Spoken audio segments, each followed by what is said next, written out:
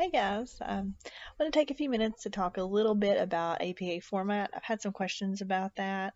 Talk about it in sections as far as APA format in discussions and then in your essays and in your papers. So, just a general rule of thumb for APA format, um, use in-text citations. The general in parentheses, the author and the year. Use those and don't be afraid to put in too many. If you think you're putting in too many, you're probably on track. Um, if you are making statements of fact, you need a citation like statistics or any kind of statement that you're making that is beyond normal, everyday, common knowledge. Okay, anything beyond that, you need a citation to support it. Now, be careful in using quotes. Um, the intention in APA format to use citations is for you to use citations as support for the statements you are making, not necessarily to just spout the quote from the author of that particular um, book or article or whatnot. So just think about it in that frame. The references and citations should support what you were trying to say. So that's how you need to approach it in not only your essay assignments, but also in your discussion posts. For discussion posts, APA format, I know there's general rules about like double spacing and margins and all that kind of thing. Not worried about any of that for discussions. The only thing I'm really looking to see in discussions as far as APA format is that you are using in-text citations and also a reference at the end. Those are the things that I want to see. If you have an in-text citation, you must have a reference at the end. You can just put references and then do your APA style reference. You don't have to worry about double spacing and all that. I know it's funky when you put it into the discussion forum, so I'm not too worried about that kind of thing. Now, for your essay assignments, what I would like to see is that you do follow general APA format, meaning you have a title page in the beginning, a reference page at the end. Get used to using running headers on your papers. Using headers to separate your sections. Now, if there is a question involved in the essay assignment, I don't care if you use that as your header in your essay assignment. That's fine. That's actually helpful to both me and you. So when you're doing your assignment and when I'm grading it, so you can most certainly put that in there. Now, for the essay assignments, an abstract is not required. Those are usually only used for larger research projects. When you do your research proposal, when you take research, you'll most likely have an abstract. Or if you're doing any kind of major paper. So that leads me into the one major paper we have in here is listed in Module 4. Sorry, my cat is bugging me.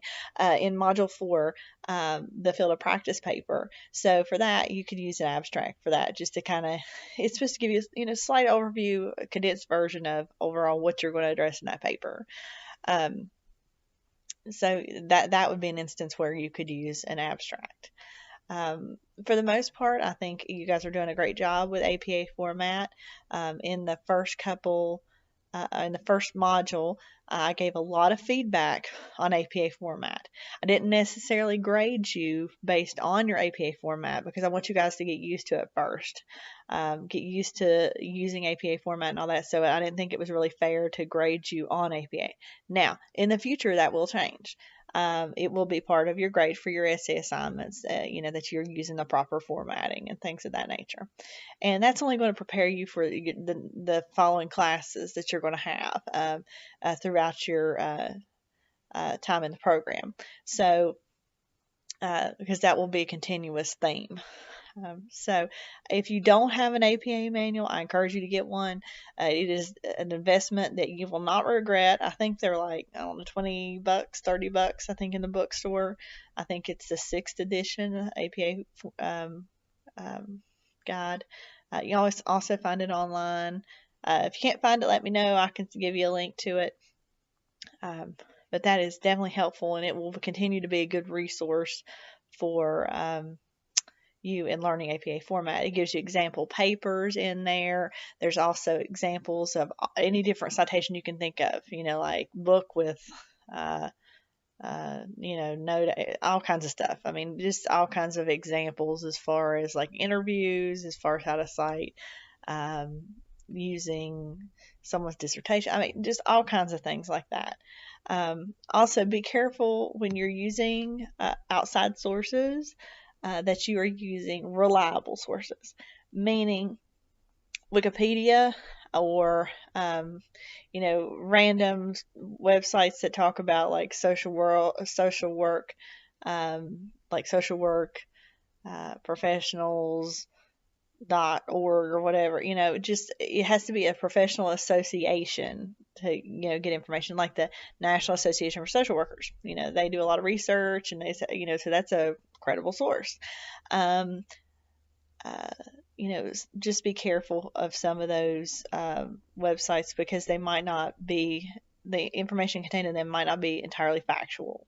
Other reliable sources include, of course, articles from academic journals, peer-reviewed articles, um, books, textbooks,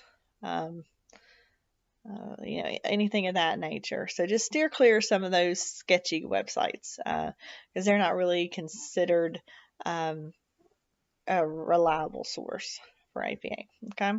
And we're an evidence-based profession, so we have to be sure to use actual evidence that is founded in truth. Okay. All right. So that's just a little bit of a breakdown of what my expectations are for APA format.